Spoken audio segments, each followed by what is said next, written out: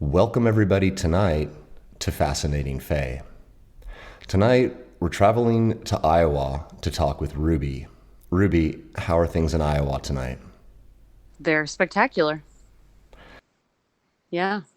Yeah. Yeah. I'm really excited to be on. Thank you.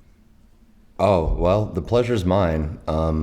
And what we'll do here, real quick, before I bring you on, is I'll say my standard opening phrases so that anybody dropping in listening for the first time feels comfortable joining the party. Basically, here's how it goes. Ruby, I saw a fairy in 2019. It blew my absolute fucking mind. That's why I started this show. There's no other reason for this show existing except for that. Because of that, I have a lot of empathy for my guests who are about to try to describe unusual, strange, and difficult to understand things. So before we go any further, you've got my empathy and my sympathy. Thank you. Yeah, when you Solidarity. finally, it's truly solidarity because Yeah. when you've experienced one of these things, it can be isolating. And so Yes. I want to make people feel comfortable. And to start, I just tell everybody if it was me talking, I would sound pretty out there. So don't worry about sounding out there. Yeah. All right. I also tell people that we don't try to convince anyone of anything here on Fascinating Fae, kind of hand in hand with rule number one. That's rule number two. And other than that, it's really just about you having all the time, space, and attention from me needed to get all of this out of your head. Many times people don't have another place to tell their stories. I've heard that from dozens and dozens of people now, Hmm. basically, that outside of a close family member, I might be the only one getting this stuff. So it's a privilege to receive it. You're in a safe space in the sense that, like, I'm a fellow experiencer of fairy Yep. stuff. I may even be able to provide you some limited context and insight after you're done talking with me, but that's no promises. Well, and also I listened to what you were talking about for about 6 episodes, and I hope that what I tell you helps you understand what happened to you, like for real. This So is why I started the yeah. show. It's a Yeah. Before I finally give you the mic here, I'll just say this. That is the show, everybody. It's a handshake between listeners. I'm just a listener. Ruby here tonight's just a listener. Uh, Literally anybody can find themselves on the receiving end of a fairy experience and either find themselves on this show or hosting this show. That's just how it goes. So, no Yep. Wait judgment, till it and happens to you. I couldn't say it better myself. With all that intro stuff done, I'll zip it here and let you get us into this whole affair. So basically, what I'd like to ask you to do, walk us in, starting chronologically with what started to tip you off that there's Fae around, and then just take us into as much free association as you want, but just kind of start at the beginning and walk us into it. So when I think of the beginning, I'm actually like, wait, what happened to me in 2005? So I was at University of South Dakota dorm room, and I had paranormal activity when I was like an 18-year-old, and it kind of shattered my view of like my Christian upbringing. So then I was like, it was a ghost. It was some things moving around my room. But I was just remembering today, I have photos of something reflected in the window that it looked like a little like fetus kind of. Like I was like, what is that? Like plasma looking blue glowing like thing. And 18-year-old me is like, a ghost, you know? And so for years I was like, I saw a weird fetus ghost in my dorm room and it moved my earrings, you know? And for that is the beginning of my obsession. Like I became obsessed with what the hell was that? Like I hadn't touched a drug in my life. I didn't even drink. Like I was a sober Sally, having objects move around the room and photographic evidence. And so that kind of started it. And then everything was on the back burner for a really long time. And then so now we are in May of this May. I am a high school teacher, so I was in English. So I was teaching a short story that I didn't even select the story. A coworker did. It's called The Summer People by Kelly Link, and um, it's kind of about like the working class community that is a vacation community. And so like the rich people come in and like the poor people have to like clean their like vacation homes and stuff like that. And it's all about two girls, and one of them basically in the course of the story you realize, oh my god, their family like works with these fairies in this like mysterious house. And it's a great short story.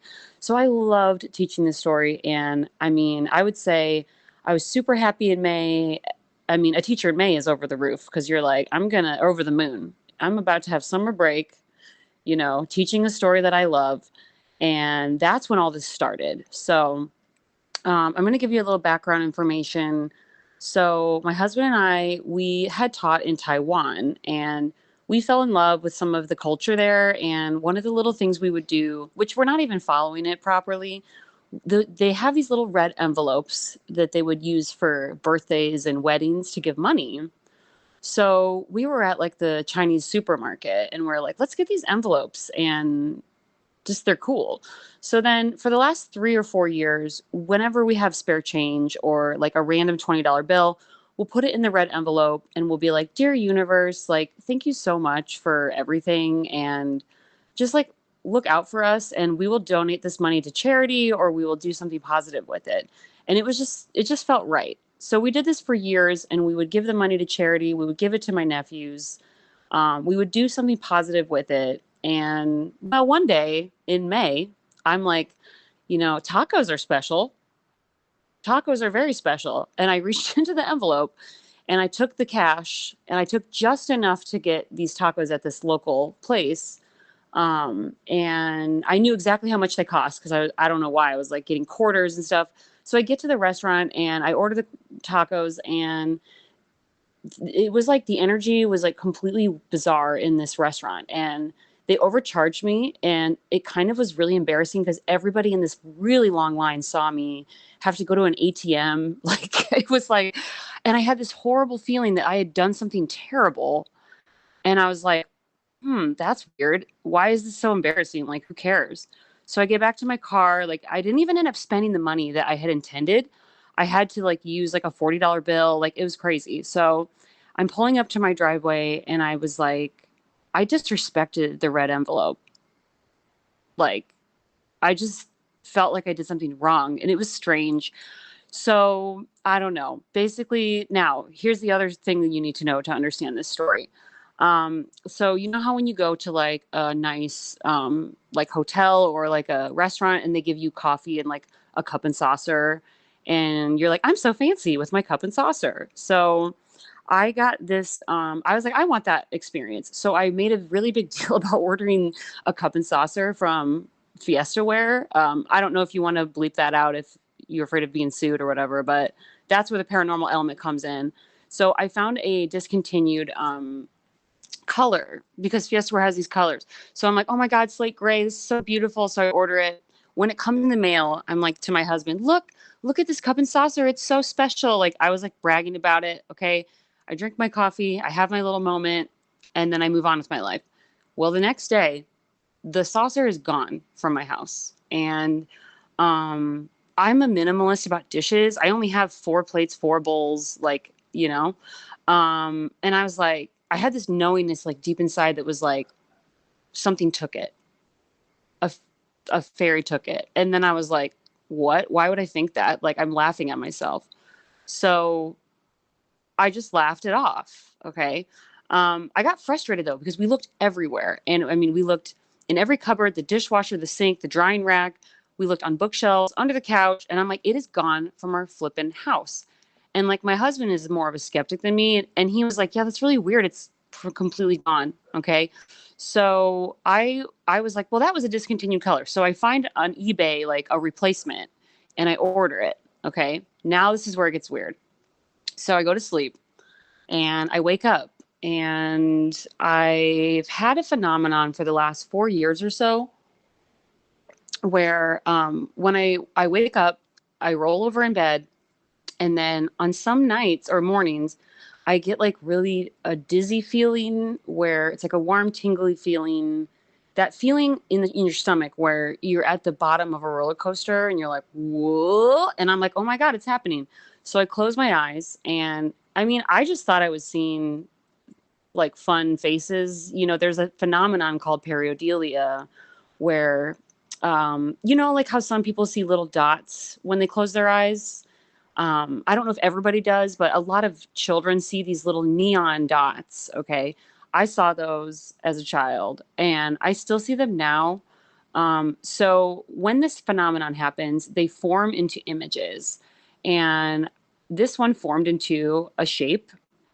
And this is when it gets crazy. So I suddenly just see this, what looks like a teenager. He has red hair. He looks like Peter Pan. Okay. Like he's cute. He has these Asian-y kind of eyes. Like they're, I don't know how else to say that because I've been seeing these entities for years and I just thought it was fake. Like I just thought my brain was making up stuff.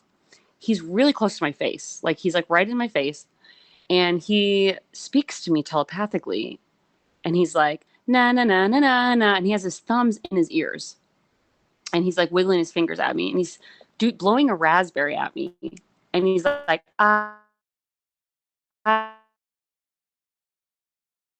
have your plate la la la la la and I'm just like wow, you know, and taking him in and then I just in in my telepathically I responded, well, can I have it back? And then I saw the horns. This thing had horns and I got scared and this thing sensed my fear and it literally said, don't be afraid, I'm just a trickster, my name's blank, which I don't want to tell you the name because I don't know, I feel like I'm not supposed to tell anyone the name. It sounded very Arabic. Okay. And he said, I'm just here to fuck shit up basically. Literally he said this and I was just like, oh. And I'm just watching him and he's so happy and he's just mocking me, he's laughing at me, he thinks it's hilarious that he has my plate. And then when I remembered, can I have it back? I thought of the story I was teaching. You don't ask the Fae for anything, like, or you've made a contract. And especially if they tell you their name, that's not good. Like, so I got scared. And then he kind of just faded. And now, as bizarre as this sounds, I forgot all about it because I would see these kind of faces like maybe once every 2 weeks for the last 3 years. And I really just thought my brain was making up images out of just boredom or something. So I forgot all about it. And then I was making coffee later that morning. And then I said to my husband, oh, yeah, remember the plate? I had this bizarre like occurrence. And I tell him about it. And he was a bit weirded out by it. So then I started to think about the red envelope again, and I got scared because those horns really freaked me out. And I was like, why would I be attracting like dark forces? Like, I'm so happy right now. Everything's fine. Like, what is this? So I just thought, wait a second, did I offend something? And I started to remember. So my husband and I, we write fantasy novels together. We're in the middle of writing our book series, and the way it works is he writes an outline, and I fill out the outline. And I remembered, oh my God, a week ago, he gave me an outline, and it's the characters have to escape like a Viking ship, and there's a brownie, which is a house spirit, right? It's the spirit of the ship. And the spirit turns into this hideous monster, and they basically beat the crap out of it. And I'm like, wait, is this like the house spirit? And it's offended. Like, did I piss something off? So I just went over to his computer and I opened it and you better believe I rewrote that scene. And I don't know why, like, I didn't think any of this was real. And I was like, why am I doing this? Like, this is the silliest, most ridiculous thing I've ever done. But I was just compelled, like, with certainty. So I just go to the computer and I rewrite the scene so that they heal, like, they had to fight like this creature or whatever. But then I'm like, well, we'll have someone just heal it before they leave, you know, like, and then I just said, I am very sorry. And I pulled out a $20 bill and I put it in the red envelope. And I was like, listen, I'm really sorry. Like, I think when I think back for the last 3 years, a lot of terrible things almost happened to us but yet we would always come out on top. Like we would narrowly escape danger, or tragedy would happen and then a happy outcome would happen later. And we were just like, man, the universe really has our back. And so I'm like, have I been like advertising a billboard to the universe that, you know, we promise that we will be good people, like if you will give us things, and now it's letting us know you disrespected this agreement and now we got your plate. Okay. And then I'm like, oh my God, girl, like you need a break, like you're insane. Like I was so embarrassed that I was thinking any of this at all. And so I just put my mind off of it. Well, this is where it gets really weird. So about a week later, I come home from school. I'm making scrambled eggs on the stove, and my husband's like, hey, will you let the dog out? So I let the dog out. I turned off the burner and stuff. I come back inside. I go up the stairs, and then my husband is like, Ruby, come down here. You need to see what's in the kitchen. And I just knew then, like, oh my God, I knew what I was going to see. And I came down the stairs, and there in the middle of the stove is my plate, just sitting there in the center of the stove. Like, what the fuck? And it had oily fingerprints all over it, like these fingerprints. And I'm just like, this plate has been in another dimension. Like, wow. And there's fingerprints. And then my husband is like, no, you must have just been using that when you were frying the eggs to like rest the spatula on. And I'm like, no, I would never. I have like a fire phobia. Like I would never put a plate on a stovetop because I'm like freaked out it's going to explode or something. I don't know. I don't put dishes on the stovetop. Just frying pans and that's it, right? I know. And I'm like, no, I went through the cupboard like 1,000 times. This plate was gone from the face of the earth, right? So then I'm like, wait a second. I know what's on my front step. And I go to the front door, and what just came in the mail? The replacement plate. I got two plates. I have two Fiesta ware plates in slate gray, and I eternally have a reminder that like physically this plate disappeared and then reappeared. And I was like, oh my God, this is hilarious. I started laughing, and I was like, this guy is funny. Like, good joke. Like, you got me, bro. Like, oh my God. So I thought it was really funny. My husband was like, okay, maybe that really did happen, you know? Um, okay. So then the story's not even over here. This was earth shattering. Like, I just was like, wow, I have physical evidence of something. And so everything kind of just, I was just like on the internet researching for a few weeks. And then basically what happened was like every parent's worst nightmare. My little baby boy got sick and he had a hard time breathing. And of course it's on a weekend. So I take him to like a urgent care, and they give him some nebulizer, like inhaling medication thing.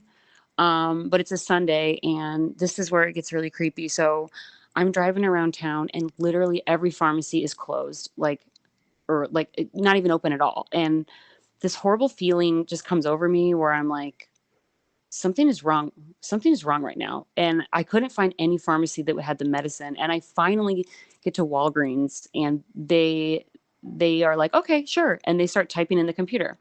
And then they're like, oh, weird. The computer's like, we typed in your name and hit enter, and the screen just went black. The screen is just totally black. And I was like, okay, like, and they're like, our Wi-Fi's not down. Like, this has literally never happened. And for about 15 minutes, all these people are going around this computer, and they're like, well, that's really weird. It's not working. And I'm like, listen, my baby needs this medicine to breathe. Like, I started panicking and I was like, you just get me the medicine, and I'll leave you like my debit card information. Like, I don't care about your computer, right? They wouldn't sell it to me. I started just being like desperate. Like, I was like praying to like everything in the universe, like, give me this medicine, like, give me this medicine. Like, I don't care. They're like, you know what? Hy-Vee pharmacy is open for like 9 more minutes. So I book it across town. I get there. They're closing like 2 minutes. And I'm like, give me this medicine right now. And I get the medicine, and I get home, and it makes it worse. Like, he's taking the medicine, and he's like struggling to breathe. And it turns into us going to like the hospital. And then it turns into them being like, we can't get like a breathing tube in him. he needs to be taken by helicopter to like another city. And it is just like, this is a nightmare, right? And I'm just thinking, like, oh my God, like when that computer screen went black, I was like, something is like trying to hurt my family, right? So I start panicking. And my husband is like with our son. I drive home to like pack my bags, and then we're going to follow the helicopter like to this other city's hospital. And I go up to like my room, and I had been thinking about this entity that I saw with the horns and being like, I'm just like a funny trickster guy. And I was paranoid for a few weeks, and I was just like, listen, man, you got to go. I did like a full, like, you're banished. Like, and I just said, like, if you touch a hair on my child's head, like, I will follow you into like every dimension of like every universe for all time. Like, stay the F away from my family. Like, and this energy just like left my body. And I was like, well, that was weird. And I packed my duffel bag and left. Well, the good news is, as soon as we got to the hospital, the medicine worked. They gave him new medication. He's totally fine. But then they said to me, the medication that urgent care gave you made it worse. Like, if he hadn't taken that medicine, he never would have been hospitalized. And I was like, oh my God. So then I was in a blur, and I couldn't really think about any of this for a while until life went back to normal, right? So then I get back home, and I'm like, this entity with horns is like in my life, and like my kid got sick. And I mean, if I'm going to be honest, like, I read tarot. Some people would say that I practice witchcraft. Like, I don't really know. Like, I don't really believe, like, I'm just like, I don't really know what's going on. But sometimes my tarot cards are really accurate in ways that are weird. And I don't know, right? Am I a witch? Maybe, probably. Like, but I don't know. So anyway, um, I basically did a banishment of this thing. Well, I started researching like ways to protect my family against the Fae, and it was like, use iron. So I'm like, okay, like, how do I do that, so I go to like Michael's, and I get beads. I get hematite beads, which hematite is iron. So I'm like, I'll make a bracelet, right? So I go to sleep that night, and I wake up in the morning like 5 a.m., and I roll over in bed. It's that weird dizzy feeling or whatever, and I'm like, oh, what's happening again? And then I don't see anything this time. I hear a voice, and it sounds like it's coming through static, and it sounds like almost like a machine. Like, it sounds like a computer that's like speaking Welsh is like going through computer static, and I can hear it begging me. And then it gets translated into English, and it's like, please, like, don't use iron, use silver. Don't use iron, use silver. I'm like, what? And then it said, whenever you're unkind to others, like, it physically hurts me. And I was like, okay. And I woke up. And then over the next few hours, I was like, okay, was this like the Fae begging me not to like sever our connection? Don't use iron. And is this thing trying to tell me that it's not evil, like that it's kind, and that I misunderstood it? So then I started to think about, oh, the computer went blank. That thing was trying to stop him from getting that medicine. And then my will pushed against it like so hard. I forced him to take that medicine. It was trying to help us. Like, and I'm just getting chills right now, just Me remembering this. too, Like, oh me my God. too, me Oh my too. God. You're right. You're Yeah. correct. You're absolutely correct. Yeah. Yes. And then, so then other things that happened, I had way too much fun at a concert, and like my ears were ringing really bad. This was like after my son made a full recovery. And, I was like getting depressed because the ear ringing wouldn't stop. And I was like, what do I do? What do I do? So I pull a tarot card to be like, what should I do? And I can't remember which one it is. If it's like the Five of Cups, it shows like basically a depressed man sitting under a tree with cups. And he's like, oh, I'm sad about my cups. I'm like, okay, yeah, I'm sad about my ear ringing. Like, what the hell? Like, this doesn't help me. I go to sleep. Okay. Now this is what happens. I wake up again. I have this vision. The Buddha appears to me, and he's so radiant and beautiful. He's sitting under a tree meditating. And I'm like, oh my God, wow, Buddha, holy shit, this is amazing. And then he turns into the tarot card of the man sitting under the tree. And I'm like, oh, the secret to my ear ringing going away is meditation. And then literally, who do I see peek their head in from the side and start waving and smiling at me? It's my friend. It's my little red haired horn guy. And he's like, "You got it." And he's clapping and he's waving at me. "I'm so proud of you. You understand what to do." And I wake up and I'm like, "Oh my God, like I'm supposed to meditate." And of course, I do research. Ear ringing, if you meditate, I guess it like actually can help your tinnitus or whatever. You can silence the frequencies of the ear ringing by like meditation. So I basically cured my ear ringing. And I'm like, okay, this guy is a friend. He's literally helping me with things. So then I get the medical bill. Okay, I swear I'm almost done with my story. I get the medical bill for the helicopter. And I mean, I was like sweating. Like when I would look online, it would be like $30,000. And it's like, okay, how much is insurance going to cover?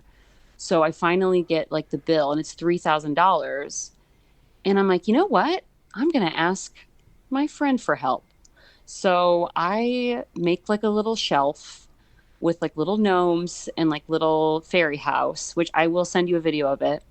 And I take the medical bill and I put it on the shelf and I write a letter and I use his name because I know his name.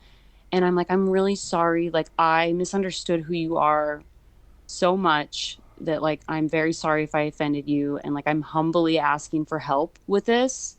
And I was like, "Thank you for, like, looking out for us and stuff." And so then I'm like, well, I need to take action in the mundane world. So I write a letter to the hospital begging them to pay for this bill. And then they respond, "Well, we need to see like your bank statements and stuff." So I'm going back and forth doing this. Meanwhile, I'm like, okay, I'm leaving like little cups of tea and cookies like on the shelf. And I'm like, I don't know. I might as well just see what happens. Like, who knows? And my husband's kind of like, yeah, just see what happens. Like, this is insane, right? People would think I lost my mind. So anyway, I'm like $0. Like, please make the bill be $0. So eventually insurance sends me a letter right before Christmas saying, um, $0. And I'm like, oh my God, we did it, 2 weeks go by, I get a second letter being like, never mind, $3,000. And I'm like, come on. Or no, 2,300. 2,300. So they're going to cover, or I'm so sorry, let me go back. Basically, the hospital agreed. They got my letter of like begging them, and they were like, we will cover 2,300. You pay 700 of the remainder. And I'm like, okay. And my husband's like, you did it. And I'm like, well, no, it's going to be $0. Like, I was so sure they were going to do it. And it's just dumb. Like I wasn't trying to be ungrateful, but so I make one last attempt. Okay. So I write one last letter. I put the $700 bill like down on like the table and I leave a cup of kava tea and a grapefruit. Okay. And which was random. And I just said, hey, thank you so much. Do you guys like, can you do anything about this $700? The next day, I open my mailbox. The insurance company says, hey, we overcharged you from some medical thing 2 years ago. Here's a check for $649. And I'm like, oh my God. The next day, I get almost $700 in the mail. Like, are you kidding me? So I'm like, okay, I can pay $50 for this entire crazy experience. And that is my story. Um, and so now we're friends. And now do I see this guy all the time? No, I don't. But he moves things around my house. Like he took the ice cream that we had just bought from the grocery store and he put it in the trash bin, like in like the cupboard where the trash is, on the floor in front of our trash can. And I'm like, I know that I would never do that. My husband didn't do it. My kids were not even home when this happened. We also found handfuls of dog food all over our basement. Like in every dresser drawer of our house are these handfuls of dog food. Inside of like my son's guitar that I had in my room, someone had shoved handfuls of dog food. Like literally today, as I was thinking about this podcast and how I was going to be on it, I'm cleaning up my basement and I find handfuls of dog food in this like organizational box thing that I have. And I'm just laughing because it's his way of being like, hey, I'm still around. So yeah, and like I don't really know who to tell. So I'm so glad I found your podcast because you feel like you're crazy, you know? So that's it. Thank you for listening. Well, first of all, thank you for telling me all that. Yeah, May I ask you some questions and of make some course. comments? Okay. Yeah. First of all, that's an incredible set of storytelling you've just treated me and the audience to. Thank you so much for that. You're a great storyteller. Thank you. Well, I'm writing a novel, so there you go. You know what? You did mention that you and your husband were writers, and like, but when I was giving you that compliment, I had forgotten that. Oh, So yeah. I was just giving you that compliment like straight off my tongue, which is like that was an Thank amazing you. story. Now, also because I have been hosting this show, I've had the privilege of more than one of the things that you're talking about occur personally and while I'm talking to people. So I know that you're Hmm. telling the truth because everything that you just told me has happened on at least one or more episodes of this show. Yeah. And I can literally break them down and respond to a lot of the things you just said. I can't wait to hear it because I'm only on episode 6 of your podcast right now. So Well, you're going to absolutely love episode 35, 36, where Emma has the most incredible thing happen with her tarot cards. yes. Also, Okay. there's also like myself personally, I have my screen going black inexplicably at key moments during the production process of this show all of the time. When Yes. you were telling me about the medicine and the screen going black, I immediately recognized that as a function of the Fae. They know how to use technology. Yeah. They've actually learned, I don't know if they just learn real time like we've been learning since the 80s or whatever, like they've learned technology. Yeah. And so they actually know how to use like websites, it would look like, because like I had an experience where not to jump all around on you, but I had an experience where the power in my house went out as I was trying to talk to a woman about this pixie that she made. And Mm-hmm. there's a gnome who's been haunting my podcast, and basically like he caused the Hell power to yeah. go out. You're going to learn all about that as you continue to listen. There's a Oh, that's lot of really awesome. cool stuff. Yeah. But anyway, I want to focus on your story primarily and not my own stuff because you've got limited time and this is an incredible story. Let's talk about appearance first of all. So red hair, Asian-y eyes is fine. I mean, Mm-hmm. They all have that. They all have that. I've seen multiple, like the Brian Froud illustrations. I don't know if you're familiar with him, which I feel like you would love it. It's like that other artist that you were sharing, Brett Manning, very similar eyes. Like I'm seeing those. I've been seeing those for years. you mentioned a synergy with Brett Manning to me. What was that? So, okay, a week ago, I had that feeling where the warm fuzzy feeling when I woke up and I was like, "Oh, I should like be more inviting and then I could see more stuff." So I just said in my head, "Is there a nice spirit around?" And then I see this like I don't know if you're familiar with like the Green Man like folklore. It was basically like a an elf face with tree branches growing out of its head and it had an elongated snout, kind of like a dragon. And I was like, wow. And then the trees started morphing like in its head. And then I was like, oh, are you the tree spirit like in my yard or something? And then, so, okay, a week before that, I had been on Etsy trying to buy a gnome statue because, of course, right?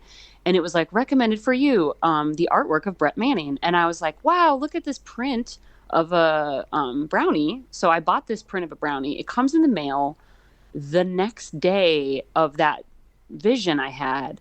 And lo and behold, Brett Manning gives me a bunch of extra images. And one of the extra images is a postcard of literally what I saw, like elongated snout, tree branches growing out of its head. Like it literally looked exactly like the thing I saw. And I have a postcard of it now on my shelf.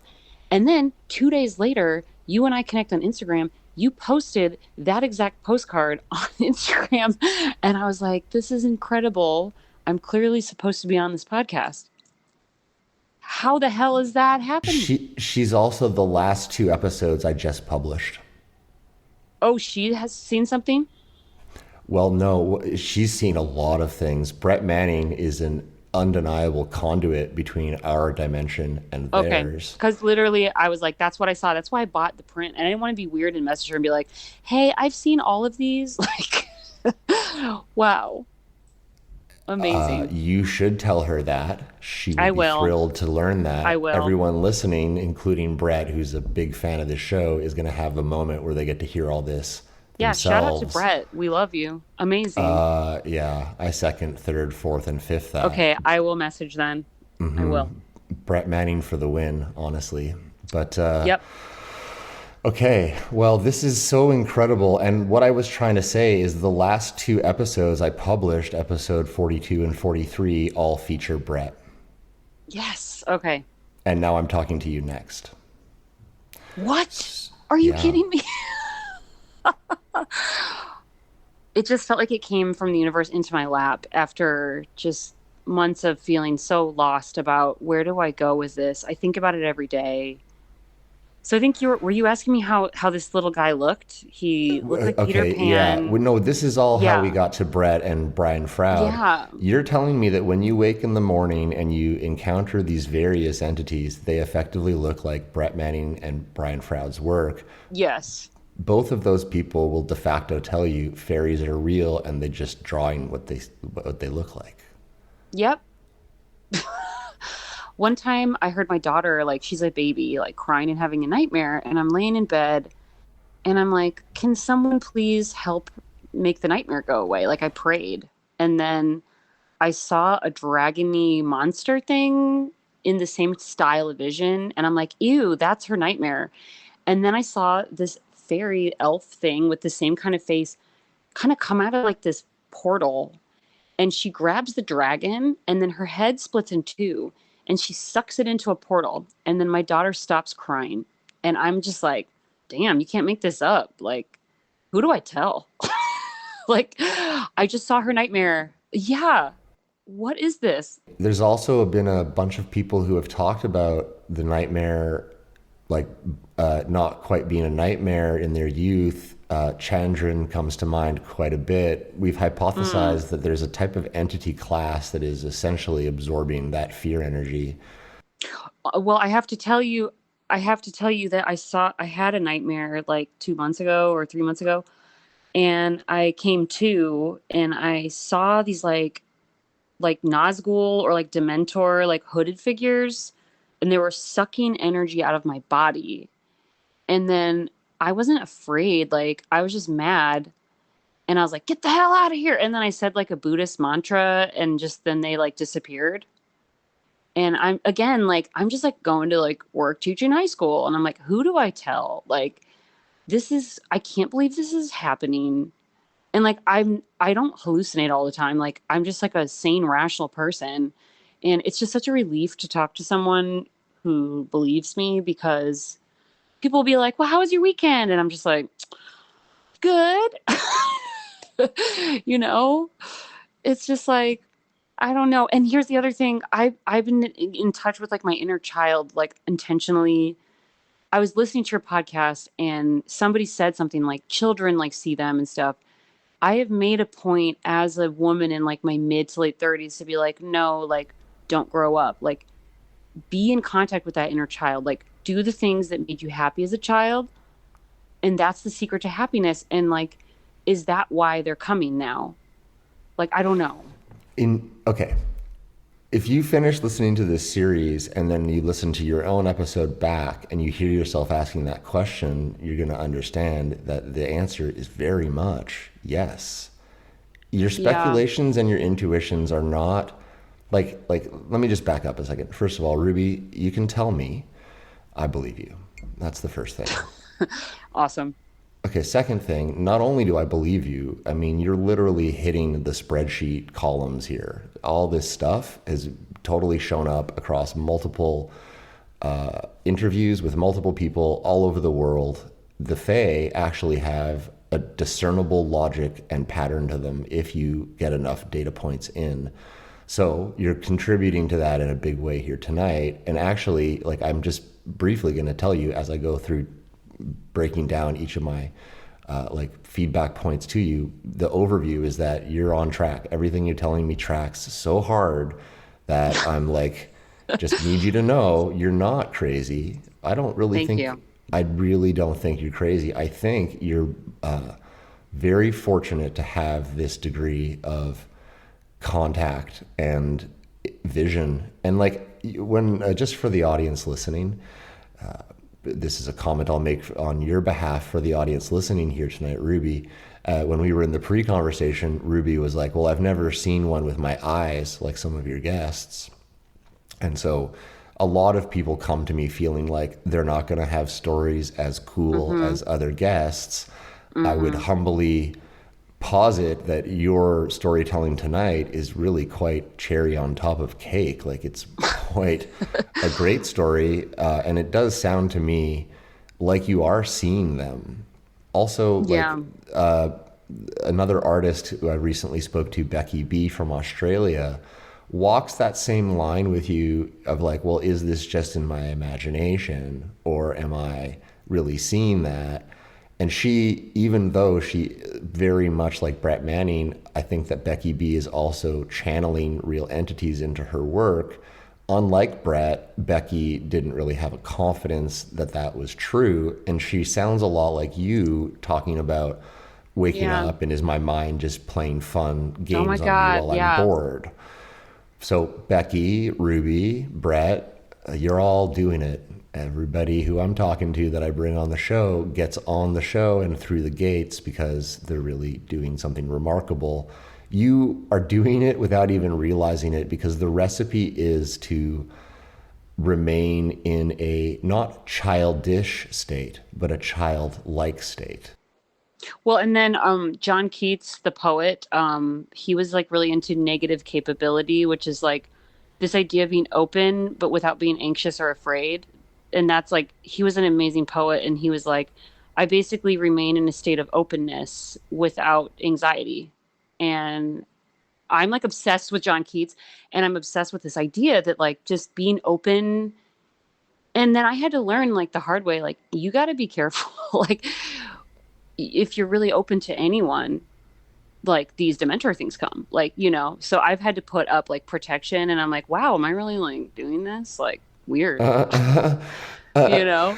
Fuck, am I really hosting a podcast having this conversation? So, you know, like I'm right there with you. Yeah. I ask myself all the time, am I really fucking doing this? Am I really hosting a fairy podcast? I'm not trying to say this to sound... It's awesome. I love it. I'm not trying to say this to sound like anything other than just, it just is a fact. I am literally the only man yes. in all of North America doing this. Like pretty much all of the Americas, and if you put that together as a whole continent, I'm the one straight white dude saying fairies are real. And check out the fucking outcome. I get to talk to you, and you're so on track with your storytelling matching the other things we've learned as a group. Can I say a few more things about... yes. Okay. Yes. We've unfortunately / very fortunately moved around a lot, and I want to get to some of these incredible details of your story. Sure. I want to ask about the earrings moving around when you were in college first. Yeah. Okay. Is this like you're seeing them move in front of your very eyes, or was it similar to the plate? They moved. Yeah, they moved when my back was turned, but I was in the room. I was like on Facebook back in 2005. So I had acquired these earrings where, okay, this was sort of dishonest. I didn't steal them, but with ladies, you know, you talk to them, they'll have like a 6-pack of earrings for sale, and like some of them will be ugly. So I just switched them out. I'm like, I want these Wonder Woman earrings. Like, okay. So I switched them with some studs or something. And then I purchased like the pack or whatever. So then I always felt a little guilty about that. Like, was that a little dishonest? So then the earring moved once. And I was like, that's weird. It was hooked up on like my CD player on a shelf, and it had previously been on the counter, like below that. So I said to my roommate, did you do this? And she was like, no. She was pretty weirded out by that, right? And then I was like, well, I didn't. And then I just thought, let's do an experiment. I'm going to set these down. Can you just agree not to touch them? And I will not touch them either. And she's looking at me like, you're crazy. So months go by. I'm kind of having like depression about college and just feeling like I don't like the college I'm at. And then I come home from like a coffee shop thing. So I'm all caffeinated. I'm wide awake. I come home, I check the earrings. There they are. They look normal. Everything looks normal. I lock the door. My roommate is gone. She's out of town. I go onto the computer for like an hour or something. And when I turn around, one of the earrings is hooked back up onto the CD player. And it's like Whoa. Wonder Woman is just staring at me across the room. And I just like grab my keys and phone and just run out of the room. And then the RAs of our hallway said, "Oh yeah, there's been some paranormal activity like around this hallway." So I just ran into the room and I opened the window and I just said like, "You're not welcome here. Get out." Like really aggressively, and I didn't go in there for the whole weekend. And then when I came back, whatever that feeling was in there was gone cuz I would feel like something was watching me all the time, and it was gone after that. Then I opened my digital camera and I look at these photos I had taken. Here's the other thing that was weird. I was taking pictures in the room with my friends a week earlier or whatever, and then whenever I would point it at this corner where the earrings were, the camera would shut off. And I was like, well, that's weird. So then I went to the opposite corner, like as far away as possible, and the camera didn't shut off. And then I thought, what if I zoom in? As soon as I hit the zoom in button, camera shuts off. So that to me was very odd. And then I got the photos developed, and I have a series of photos, and in one of the photos is this like fetusy, like bluish white little shape. And I was just like, I guess I captured something. And for years, I just thought it was a ghost, you know? But now I'm wondering, I have no idea if it, I've heard with like poltergeist activity, if you're a young person who's angsty, that you can make objects move yourself. Who knows? But now I'm like, well, that kind of looked like a fairy. Like it was weird. First of all, multiple people, in fact, have talked about earrings being moved by the Fae. What? Yes. On episode 19, Cross Country Fairy Forum, Bonnie and Therese, Bonnie has her earrings moved in a almost identical way to what you are describing. Weird. Also, Sophie, if you're listening, one of my super fans, I'm pretty sure the Fae are moving your earrings now that I hear this story again. And now that would be three people that I've heard very, very identical earring stories to. Well, and they've taken two of my necklaces. Like I get these nice necklaces that are like real gemstones, and they just disappear. And like I literally put them in a jewelry box and like a hook. I mean, I don't leave them laying around.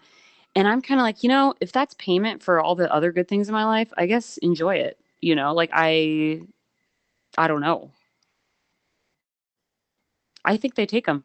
Well, they definitely take things. That's for certain. I'm sure of this. I would say that on the Bible.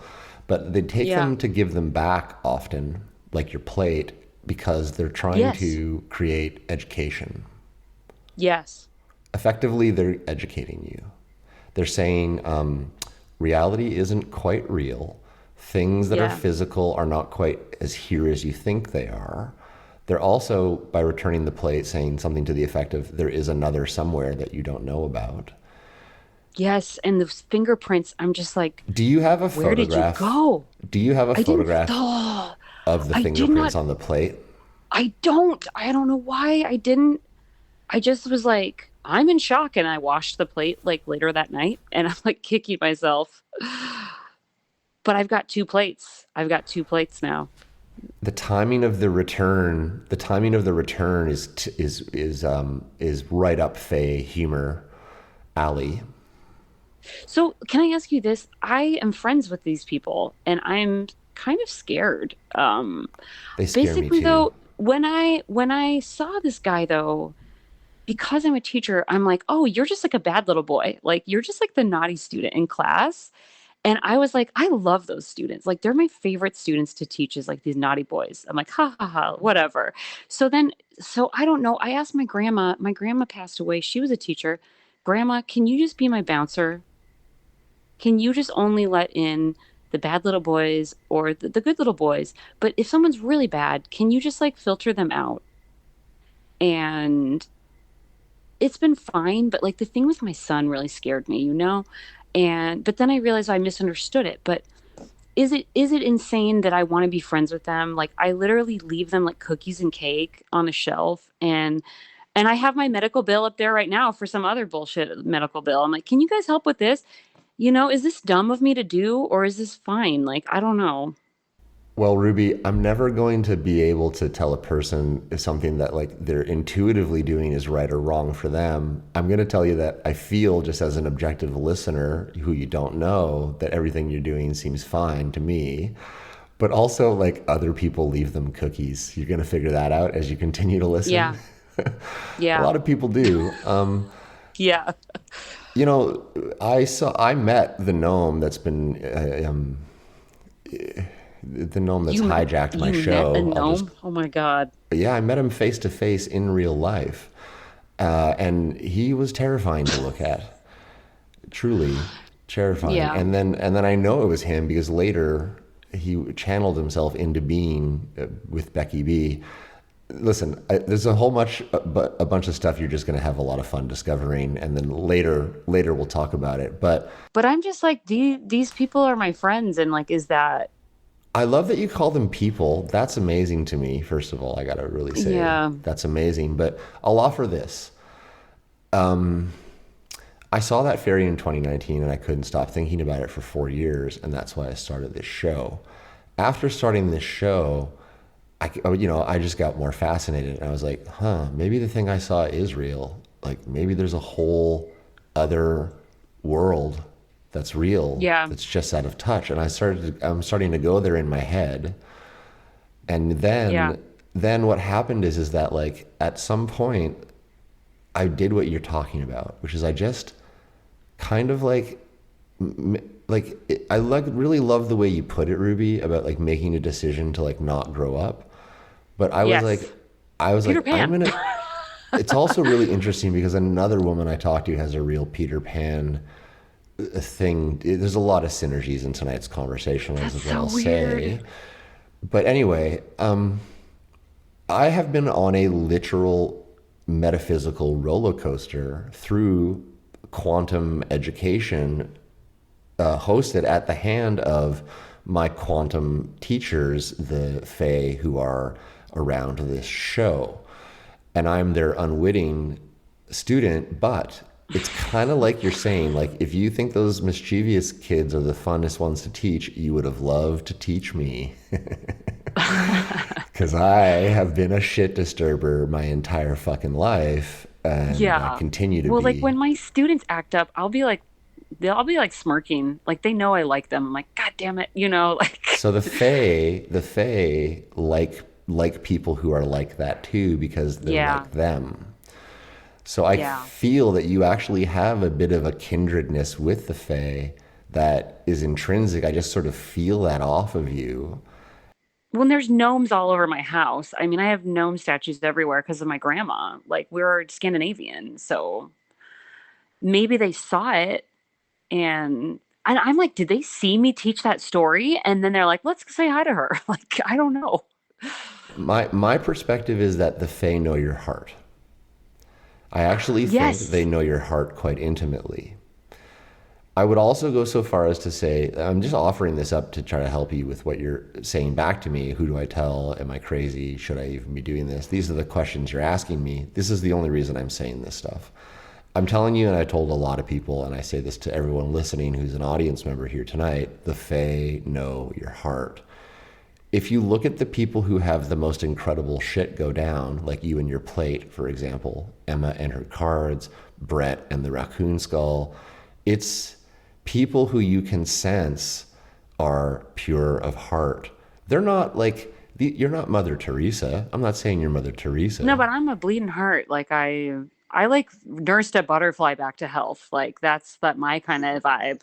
The Fae are all about that. That's their jam. And that's why they, in my opinion, signal to those like Hannah, who I keep chucking in at my front of my intros. She is obviously an angel, and like the Fae, once they realize that you are noticing, they ramp up. It's a wedge Yeah. effect. It's like if you think Yeah. about a little tiny wedge and you drive the tip in and you hammer the back and you can wedge a whole lot open with a wedge. And so that's what they do is they wedge away at your understanding of them. And I'm like, I'm not afraid. Like this is crazy. Like I should be. Because I'm like, what if they like me so much they take me away? Like, like that's like in the folklore. I don't want that. And I know that like it's not gonna happen because I have protection. Like I'm like, whatever is looking out for me, like, is fierce. Like, I don't know. And I don't know why I know that. But I mean, I take this shit seriously now because of physical things moving around. Like, I mean, I almost shunned them away, but I was like, I can't kick them out because they're way too cool. Because you're literally sitting on a Gatling gun of nodes that you could fire out, all this shit. It's hard to. I want to bring you back for 4 episodes. So, Of course. but let's try to get some of the core details of this one linear workflow out as some further questions. But before I do, I'll just say I've been on that roller coaster I'm referring to. I still have all my fingers and toes. The Yeah. podcast is getting popping off. So yes, it's a bit scary. Yes, it's a bit of a mind fuck. Yes, it's a bit of a Mm-hmm.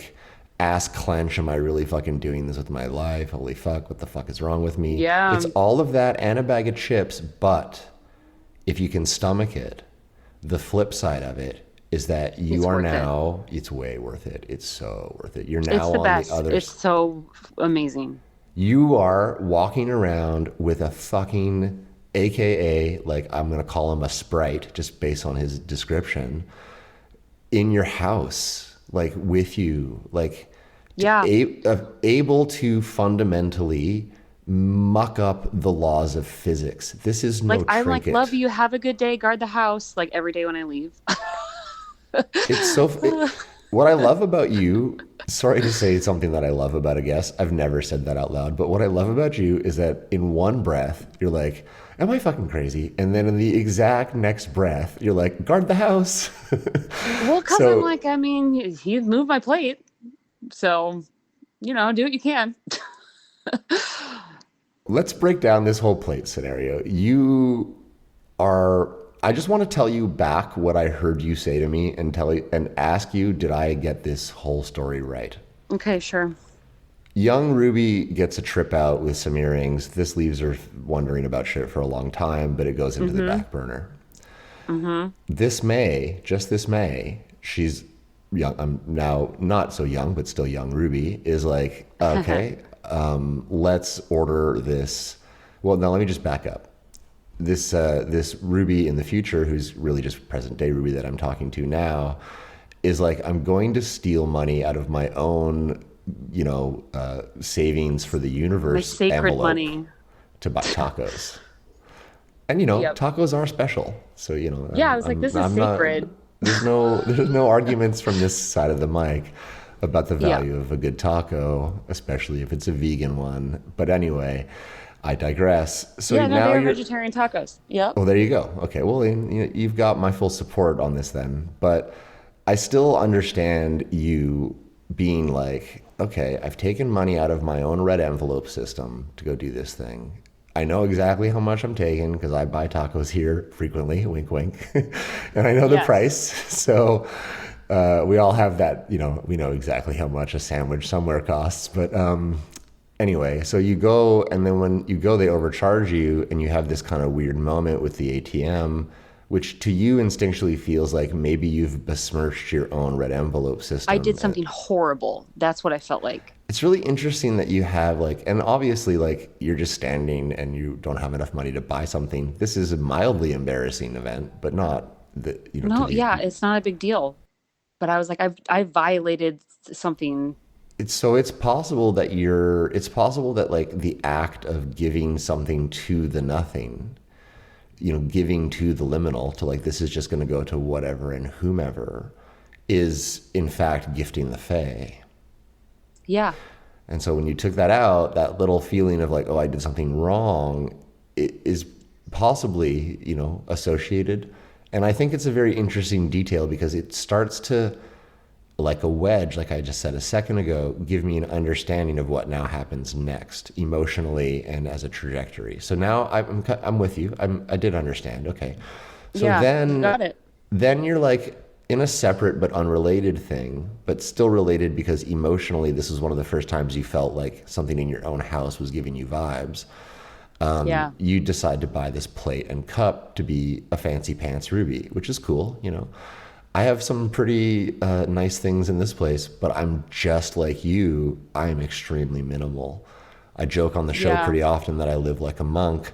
I truly But I do was like, this have, plate makes me a queen. Like I was like yeah, bragging about it I will not light a openly. joint without a clipper butane lighter. Like I just won't. Like, and so, you could hand me all the Bics in the world and I'll just throw them down the fucking thing. No thanks. I need a clipper butane lighter to light my weed.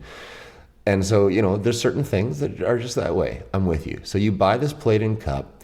What I find fascinating about that is that a woman recently I spoke to had a wedding ring taken and returned. That's Oof. a pretty coveted item Yeah. too. I've also spoken to some people that have other things that they love messed with. So going back to the premise of the Fae know your heart, it's like the Fae are clearly aware that you are happy and maybe even a little proud about this, cup and saucer. As you said, it makes you a queen. Yeah. So, so like, just think about that objectively for a second with me. They didn't take your pen or your car keys or your, Right. wallet. They took something that you are self-identifying in this conversation to me as having a kind of place in your mind and heart that's a little bit special. Oh If yeah, I they bragged it up. so if they know your heart, they know that shit too. That's the perfect item to take because you're going Mm-hmm. to be wondering where the fuck it went. It's just like taking a Yes. wedding ring. Where the fuck did that go, right? Also, I won't ruin it for you, but when the wedding ring is returned, it is returned in an equally astonishing way to it being in the middle of your Oh stove. yeah, I can't wait. Oh, you're gonna love it. You're gonna listen to that and be like, oh, that's why I found Jim's show.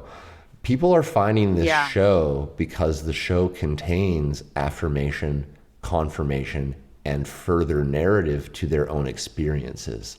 That's why people are finding this show because it contains real, documented, firsthand narratives of people that have encountered the Fae. Okay, so now the plate goes missing. You guys are looking, you're looking, you're looking. How many days again go by with no plate, basically? Like About 5 or 6. So I reordered it within 2 days because I was like, something took it and it's after gone. 48 Like, hours, I would reorder a clipper lighter. I would have yeah, reordered it after I was stubborn. 24. I was like, this was a gorgeous color. Like, I'm pissed and I want that plate. And God damn it, I'm taking it. So, and then within 6 or 7 days, that was when it reappeared.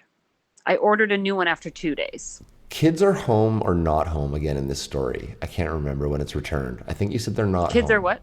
Kids are your kids home or Um, not home when it's returned?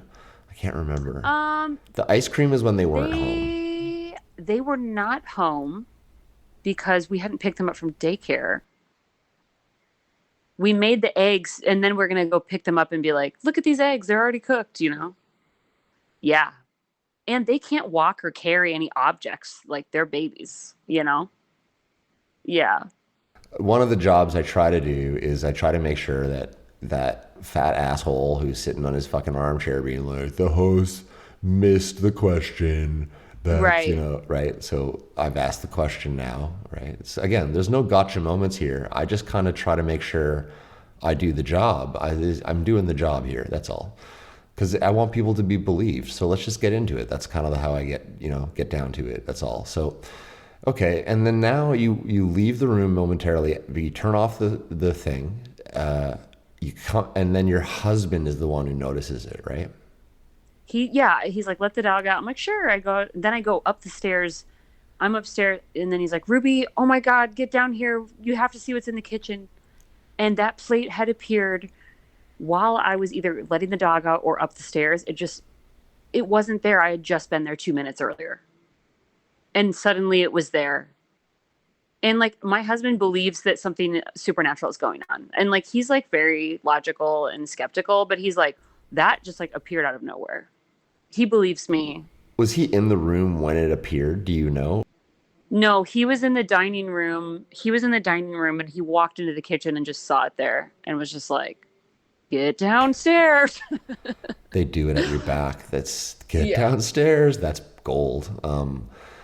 And like they did that to our ice cream. They moved our ice cream while we were in the house in the next room, and they're like, let's put it by the trash. Like they do it 8 feet away from you. Yeah. And that's what's so fascinating. I feel like it's like appearing. Like I don't think it's floating. I think they're using like quantum physics to just be like, it's here I think now, so too. you know? I'm 1,000% in agreement with you. I think it's like I don't know exactly the trick, but our understanding of quantum physics is developing as a human species. The idea that I think makes the most sense to me currently as a working hypothesis here is that it's basically quantum superpositioning happening. Yes. Like in Schrodinger's cat, the thought experiment goes like this: you have a cat, poison, and a decaying isotope. The isotope is just like a radioactive isotope, whatever it is, doesn't matter, plutonium, and it's just decaying, right? And then when isotopes decay, they give off like basically isotopic decay, or they don't, because it's just doing one of the two things. It's either currently giving off isotopic decay or not, right? It's basically like saying I'm going to flip this coin and it's either going to land heads or tails. Mm-hmm. So in the Schrodinger's cat experiment, inside that box with the poison, the cat, and that isotope, the cat is both alive and dead at the Yeah. exact same time. Yep. And it only resolves as to whether or not the cat is alive or dead when the observer interferes with the Yep. experiment by Yeah. No, I opening got the obsessed box. with that. Trying to figure this out. So when the plate isn't there, the plate is there and not there all at the same time. Well, they're overlaid on us like a layer. It's clear, it's obviously clear to me that there's an inseparable overmeshed layer. You're exactly Well, and right. like I'm seeing like I got obsessed with the brain waves that like the delta, I think it's the delta brainwave is what I'm experiencing when you just wake up and you're still technically in dreamland. That's why I didn't believe it. I was like, "Oh, I'm still dreaming, but I'm like I rolled over, so like I'm moving my body, but my brain is still dreaming, so I'm seeing images because of the dreaming brainwave is like kind of easing out." Once my plate moved, la la la la la, I have your plate. Here it is with fingerprints. Like, oh, okay. That brainwave state is me peeking through the curtain. And I have no control over this. Like, I'm frustrated as someone who reads tarot that like I get like amazing tarot readings sometimes. Why can't I want to peek through that curtain anytime I want, you know? Um, One other thing that's kind of weird is that like I take a supplement called L-theanine. It is an amino acid that's naturally occurring in the human body. But basically it puts you in the brainwave state. The alpha brainwave state is like the state when you meditate. So like it's closer to delta. Like it's kind of like, and I love it. Like it's like very popular to mix with coffee and stuff like that. So I'm like, is it because I'm taking this a lot and I meditate a lot that I'm a brainwave step closer? Here's the other thing. I was straight up just bored one day and I was like, I'll just do a YouTube of open your third eye. And I did a meditation and then like crows started screaming, two crows started screaming at me like through the window. And of course I Google like meaning of two crows and it's like, oh, Odin had two crows that would like whisper to him and it's like a psychic third eye opening thing. Literally, I did this meditation and that's when I started seeing things. And I really think it's like I'm not a Christian, I'm not, but like Jesus is like ask, seek, and knock, like the door will be open to you. It's like you have to invite this in if you want to see it, but be careful what you do because if you do, anybody might come in. Like I saw a guy with like a mustache and aviator glasses just staring at me when I woke up one time and I was like, "Oh, sorry, I can't help you, buddy." Like I don't know who you are. Like and it's just I didn't think I had these abilities. Like I didn't. I had nothing. Like there was nothing. And then I just was bored and decided to poke the bear. And I think anybody could. It's just like, do you want to? As you know, Ron, my first guest, he achieved contact through meditation. That is a legitimate path. Adopting a childlike state, a legitimate path. Being blessed, which I do think you are, listening to you talk naturally is a legitimate path. Mushrooms, a legitimate path.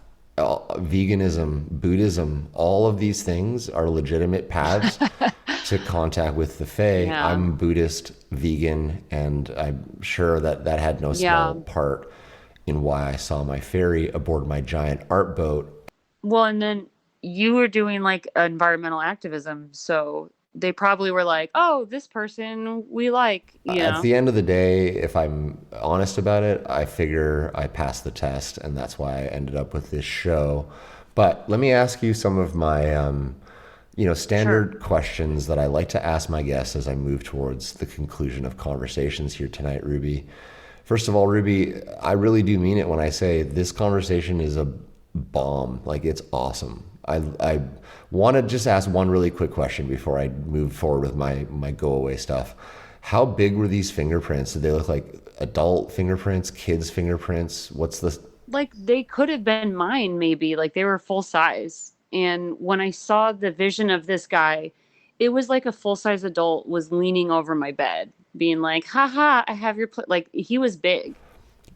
So that's been confusing for me. Okay, I'll tell you what. That's pretty much all I really needed to know to tie the story together. We have a fey looking red haired guy with also horns who's clearly in contact with you. This whole thing about the iron and the hematite and please don't use that, etc., is really fascinating because Yes. just before we go to leave these final questions, I'm sorry, I have to say this because I Yeah. was meaning to Yeah. say it to you earlier about the hematite and the iron and stuff. Mhm. Mhm. Part of my evolving hypothesis on what fairies are is that if you could imagine, like in a video game, you're a video game character and you have an energy bar, like a life bar, okay?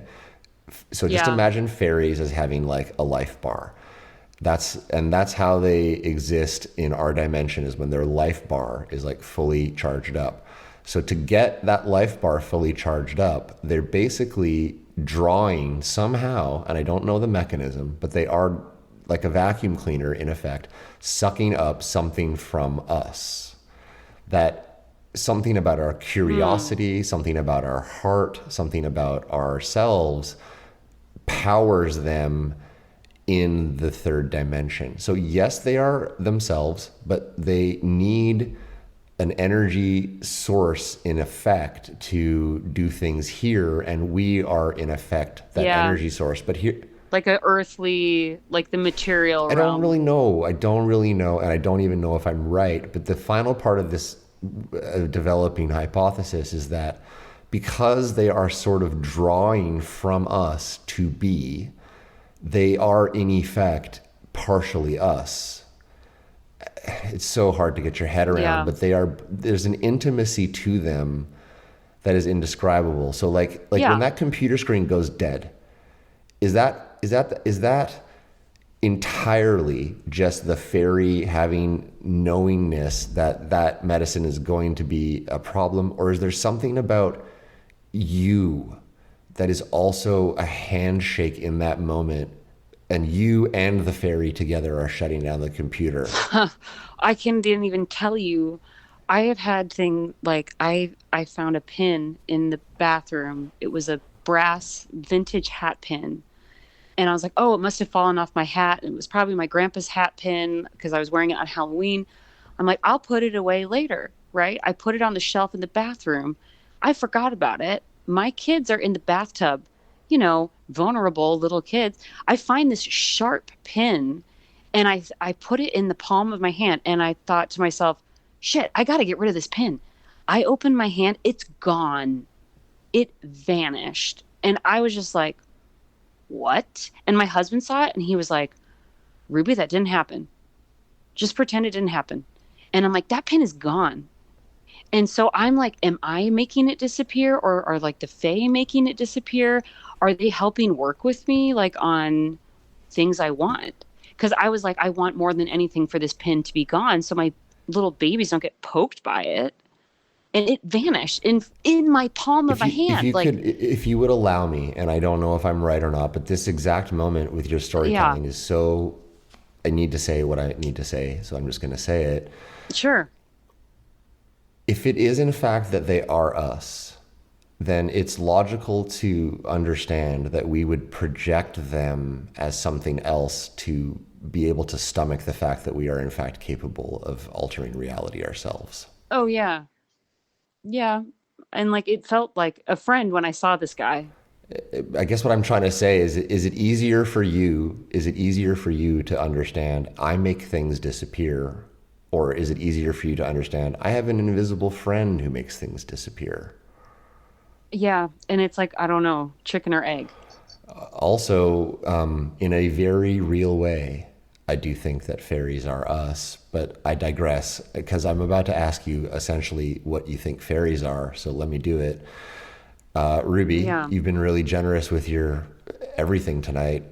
Fuck, sometimes I'm like, I talk too much in these episodes, but I am as much here to collect these stories as I am trying to figure this out myself, like I've said honestly since the beginning. So the only reason I ever do talk is because I'm putting it together real time and I just got to blurt it out. Sorry for, talking as much as I did, but really, No, no, I feel like I talked way too much. well, okay, cool. We both feel the same way. That's then we're in good shape Yeah. then. Okay, well, I'll just stop with all that housekeeping, blah blah blah, and just move along to my question I'm trying to ask you. What I like to ask all of my guests on Fascinating Fae, and it's really just about collecting their thoughts in one place, just letting them have one clear moment to answer the question, even though we've been talking about it a lot here tonight. No right answer and no wrong answer, obviously, because no one truly knows. What do you think fairies are in this moment? Yeah. Um, so I've been thinking about this a lot since I knew this question was coming, and this is the thing that's been kind of like driving me crazy, right? As I want to know. But I do think they are more highly evolved than us. And I think they are people. Like I think they are independent like beings. I don't think they are me, but I think that they can choose who they want to connect to. And I do think that just like, a human is more evolved than a single-celled organism, not all humans are good, right? I think some fairies are spiritual and love and kind, and some are funny little shits, right? And some are bad. Like I just think that that's how I would respect them as beings, is that they would get to be individuals.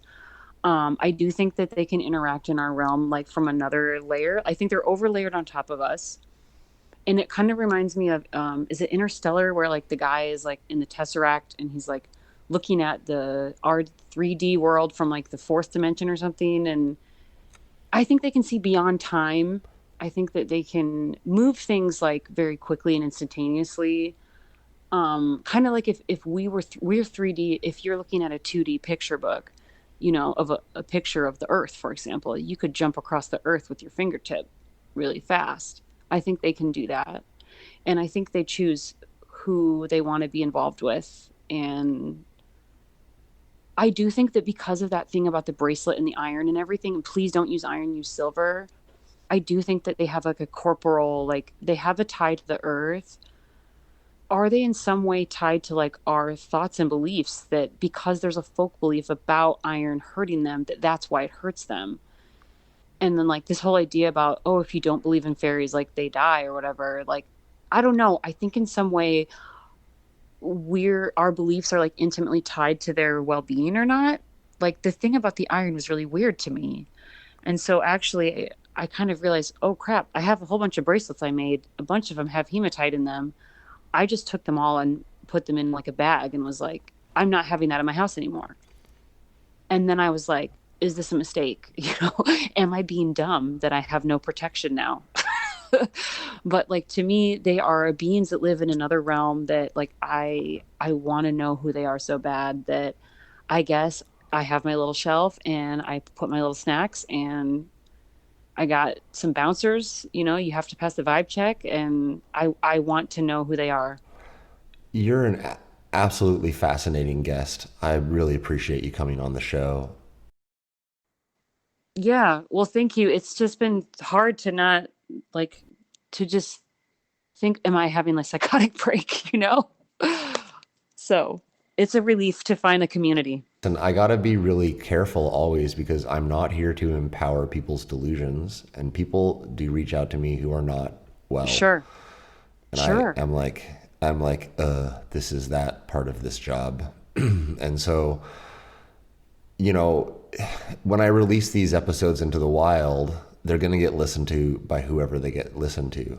My worst fear is that there's somebody who's like, I'm just going to say it, like not that well mentally, having problems. They're going to listen to this shit. And all of a sudden for them, this show is going to be like fool on the hill moment where they're like, haha, I told you. And they're going to just go, Yeah. No, it's scary. I'm like, I don't want to be responsible for having done that. But that exact flip side is that I don't want to leave you and me and other real people that are experiencing this real phenomena alone with no support either.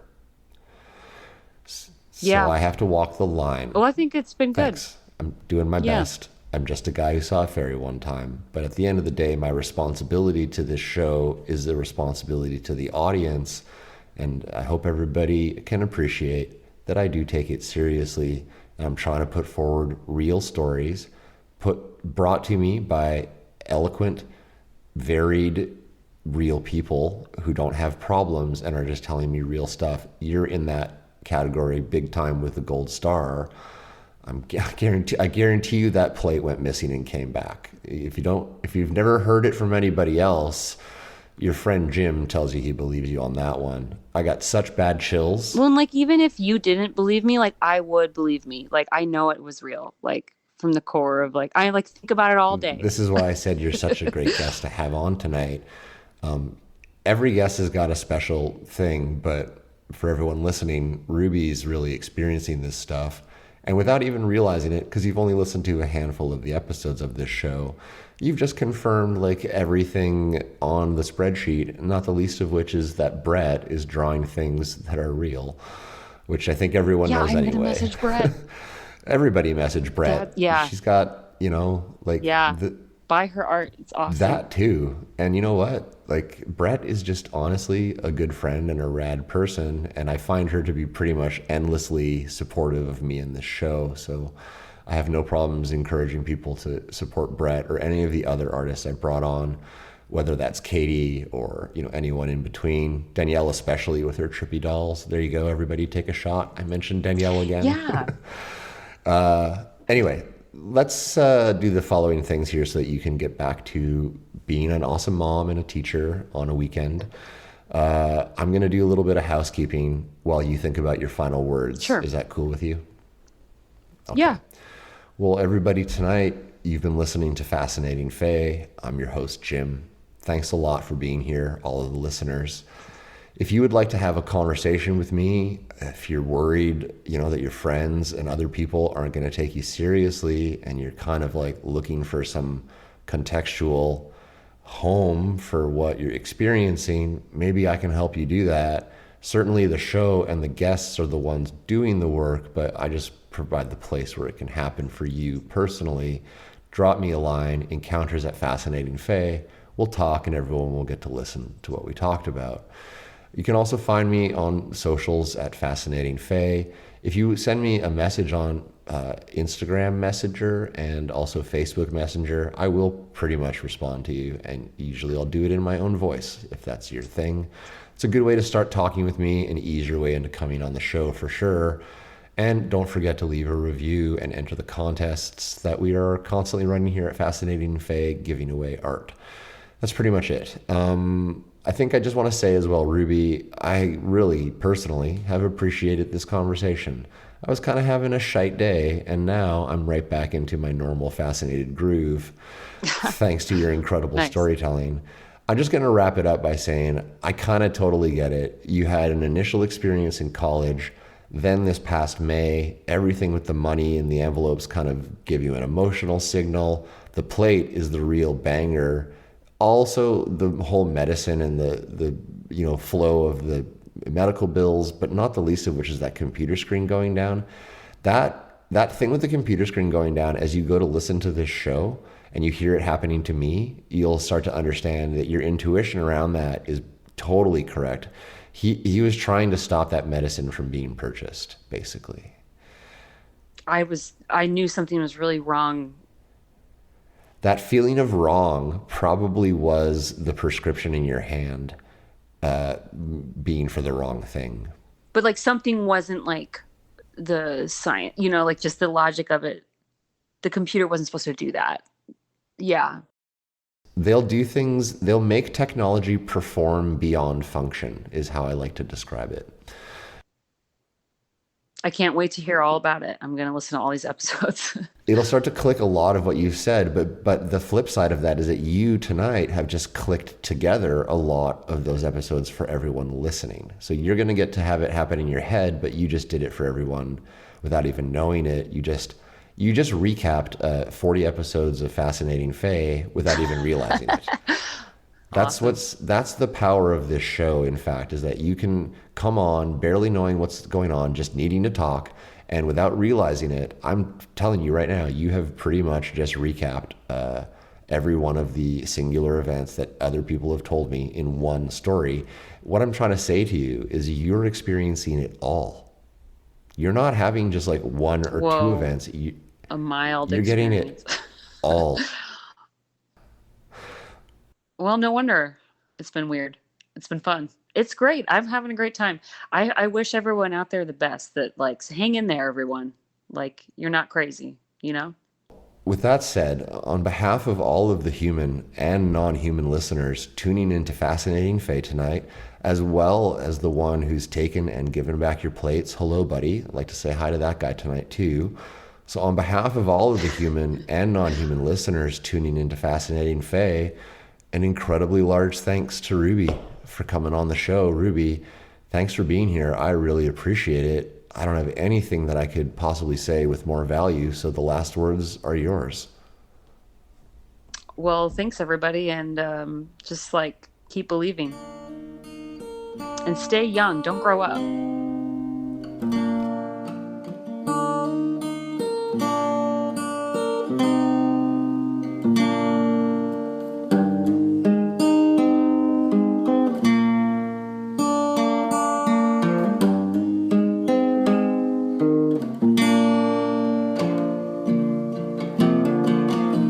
From the depths of the ocean I swim to you. Through it all I'm coming home. I miss my youth, I'm feeling blue. I miss the times when the creek we'd roll. Remember the days before high school, the days of scratched up knees and spelling bees. We drive our bikes and not our cars. Listen to the Beastie Boys and gaze at the stars. Growing up, growing down, winding up to be unwound. Growing up, growing down, winding up to be unwound. The old times are crystal clear. We drink our Mountain Dew instead of beer. It's almost time to choose a career, and I often wish that I could disappear. Goes round, the sun again. As we come closer and closer to becoming men, these thoughts come to me every now and then. So I scribble them down with my ballpoint pen. What's forgone is not forgotten. Things change so much is a mystery. And like the slaves who picked the cotton, it will forever be a part of history. Growing up, growing down, winding up to be unwound. Growing up, growing down, winding up to be unwound. Growing up, growing down, winding up to be unwound. Growing up, growing down, winding up to be unwound.